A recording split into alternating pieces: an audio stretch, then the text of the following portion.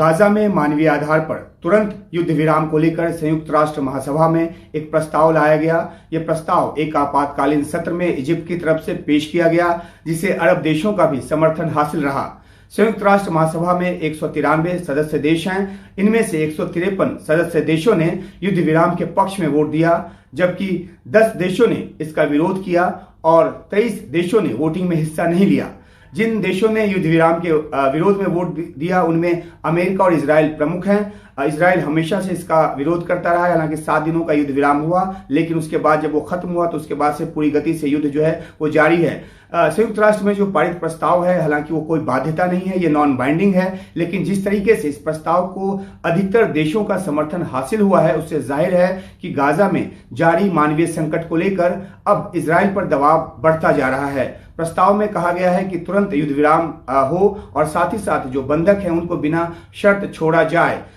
जिन देशों ने युद्ध विराम के पक्ष में वोट दिया उसमें भारत भी शामिल है। गौरतलब है कि अब से पहले भारत इस तरह का जो भी प्रस्ताव लाया गया, भारत ने अपने आप को वोटिंग से दूर रखा। हालांकि भारत लगातार एक संतुलन की बात करता रहा है और इस बार युद्ध विराम के पक्ष में वोट करते हुए भी भारत ने अपनी स्थिति एक बार फिर से साफ की है और कहा है कि इजराइल पर 7 अक्टूबर का जो हमला था वो संगीन आतंकवादी हमला था और साथ ही साथ जो बंधक बनाए गए इजरायली हैं उनको लेकर भी भारत ने चिंता जताई और ये भी कहा कि गाजा में जो बड़े पैमाने पर आम नागरिकों की मौत हो रही है वो एक चिंताजनक बात है। तो भारत जो है वो आतंकवादी हमले की भी बात करता रहा है और साथ ही साथ जो मानवीय संकट है गाजा में उसकी बात भी करता रहा है। भारत शुरू से ही एक संतुलित रुख लेकर चलता रहा है और इस बार भी भारत ने कहा कि हर परिस्थिति में अंतर्राष्ट्रीय मानवीय नियमों का पालन होना चाहिए।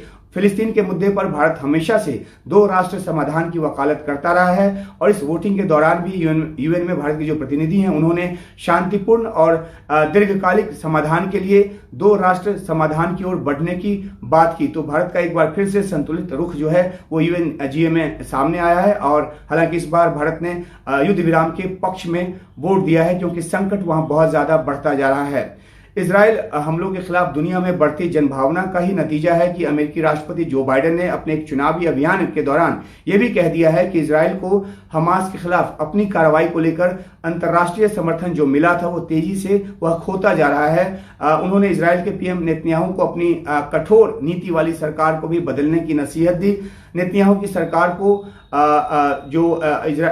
नेतन्याहू की जो सरकार है जो कि इजराइल की अब तक की सबसे रूढ़िवादी सरकार है, ये तक कह दिया बाइडेन ने। और ये बात इसलिए भी ज्यादा अहम हो जाती है कि अमेरिका हमास पर हमले में इजराइल के साथ पूरी तरह मजबूती से खड़ा नजर आया है, लेकिन जिस तरीके से बड़े पैमाने पर नागरिकों की मौत हो रही है गाजा पट्टी में, इससे अब अमेरिका भी दबाव में है। और युद्ध के बाद गाजा को फिलिस्तीनी अथॉरिटी के हाथों सौंपे जाने को लेकर जो एक बात कही थी जो बाइडेन की तरफ से जो एक सलाह दी गई थी नेतन्याहू को, वो नेतन्याहू ठुकरा चुके हैं। जाहिर सी बात है कि अब जो है दूरी सी बनती नजर आ रही है अमेरिका और इजराइल के बीच, खासतौर पे जिन नीतियों पर अमेरिका चलने को कह रहा है और जिससे इजराइल चलने को मना कर रहा है। तो जाहिर सी बात है कि दूरी बढ़ रही है दोनों देशों के बीच।